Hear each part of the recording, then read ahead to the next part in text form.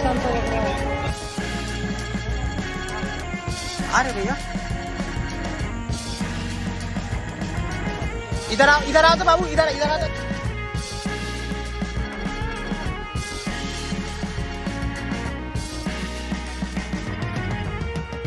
राहुल गांधी को जान से मारने की धमकी सुनकर चुप रहना नामुमकिन है, क्योंकि मुझे भाजपाइयों पर रत्ती भर भरोसा नहीं है। इसीलिए वक्त है डटकर इनका सामना करने का, क्योंकि इनका जो इतिहास है वो बहुत काला, बहुत घृणित है। ये वही लोग हैं जिनकी आरएसएस ने महात्मा गांधी की हत्या करवाई थी। ये वही लोग हैं जो हर साल महात्मा का पुतला बनवाते हैं, उस पर गोलियां चलाते हैं। ये वही लोग हैं जो सुबह से शाम तक इसी फिराक में घुमा करते हैं कि कहां पर नफरत फैलाएं, कहां पर हिंसा भड़काएं। और इन सबको नरेंद्र मोदी की मौन स्वीकृति, और स्वीकृति हो क्यों ना, नरेंद्र मोदी भी तो आरएसएस की नफरत की उसी पाठशाला से निकले। ये जो अपराधियों का झुंड है, ये सुबह से शाम तक इसी फिराक में घुमा करता है कि कहां पर दो समुदायों को टकराया जाए, कहां पर उनमें वैमनस्य फैलाया जाए, कहां पे दंगे भड़काए जाए, कहां पर नफरत की आग फैलाई जाए। तो ये जो बीजेपी के गुर्गे भौंक रहे हैं, ये ऐसे ही नहीं भौंक रहे हैं, ये झेल कायर असल में डरे हुए हैं, क्योंकि राहुल गांधी ने इनके असली चेहरों को बेनकाब कर दिया है। क्योंकि राहुल गांधी ने हर जनविरोधी इनके कानून के सामने चट्टान बन के खड़े होने का मन बना लिया है। क्योंकि राहुल गांधी ने इनके सियासी मंसूबों पर पानी फेर दिया है। लेकिन अरे कायर लीचो, राहुल गांधी को तुम्हारी इन तुच्छी हरकतों और शब्दों से लेश मात्र भी फर्क नहीं पड़ता है। तुम तिलचट्टे जैसी अपनी बातें कहते रहो, लेकिन एक बात याद रखना, राहुल गांधी ने शेर का कलेजा कभी आजमाना तो आ जाना, नतमस्तक होकर जाओगे। पर एक बात और याद रखना, ये देश चुप नहीं रहेगा, ये देश मूक दर्शक नहीं रहेगा। तो नरेंद्र मोदी जी अपने पालतू जानवरों को काबू में लीजिए। इस बार आप गलत आग भड़का रहे, क्योंकि आप नहीं रहिएगा, हम नहीं रहेंगे, ये देश रहेगा। और आपकी नफरत और हिंसा को हम कतई सफल नहीं होने देंगे। आप जब जब नफरत और हिंसा की आग भड़काइएगा, हम मोहब्बत के ठंडे पानी से उसे बुझाएंगे, क्योंकि इस देश में मोहब्बत का लीडर तो एक ही है, और वो राहुल गांधी।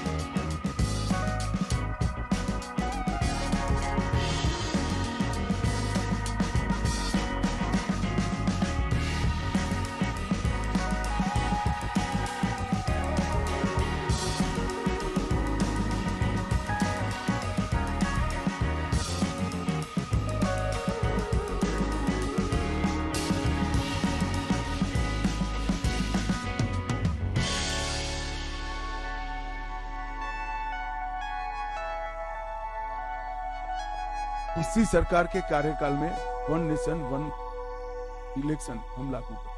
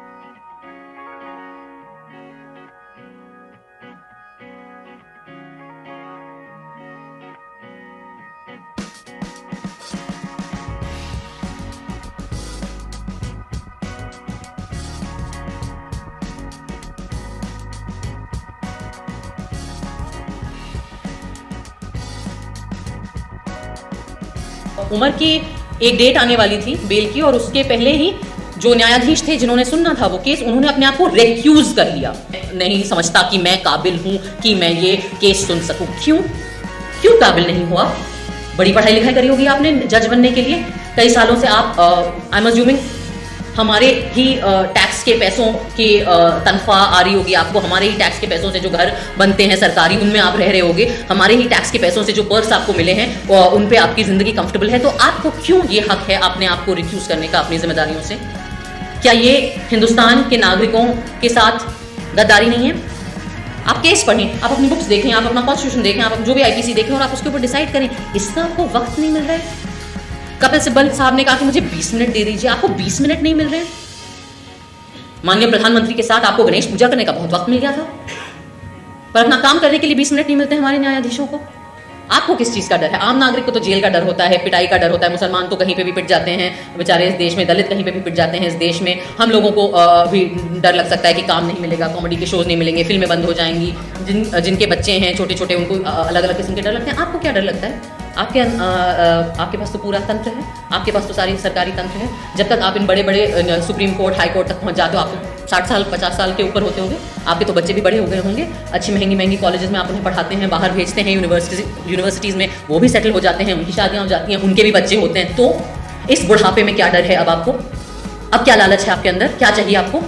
हाँ, क्या जरूरत है? गवर्नर पोस्ट चाहिए, राज्यसभा जाना है, इतनी आपके अंदर लालच है कि आप महज आपका काम आपसे करने को हम मांग रहे हैं, वो आपसे नहीं हो रहा है।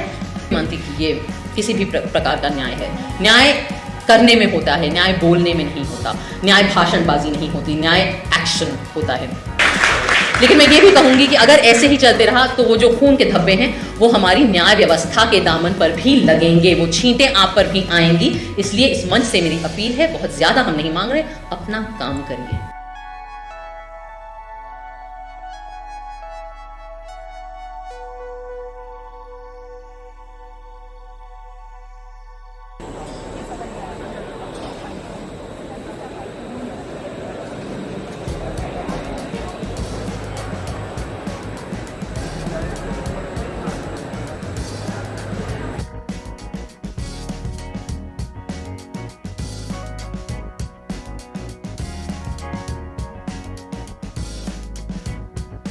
The Supreme Court's YouTube channel, the Supreme Court of India's YouTube channel has been reportedly hacked, because when you log on to it, when you